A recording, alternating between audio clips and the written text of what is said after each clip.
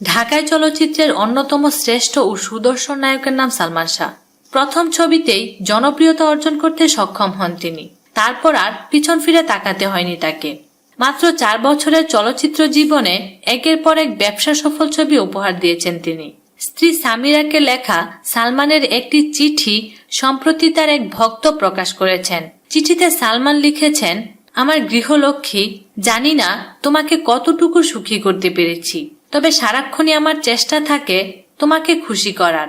তোমাকেও আমার সাথে আজ 3 বছর ধরে কষ্ট পেতে হচ্ছে, তবে যে স্বপ্ন তুমি আমাকে নিয়ে দেখেছিলে জানি না তার কতটুকু আমি সত্যি করতে পেরেছি। আমার অনিচ্ছাকৃত অসুস্থতার জন্য অনেক ইচ্ছাই পূরণ করতে পারলাম না, তবে আশা করব অগ্রিম দেওয়া এই উপহার এই বিশেষ দিনের কথা মনে করিয়ে দেবে। বিনোদন জগতের নিত্য নতুন খবরাখবর জানতে আমাদের চ্যানেলটিতে সাবস্ক্রাইব করার জন্য আপনাকে আন্তরিক ধন্যবাদ।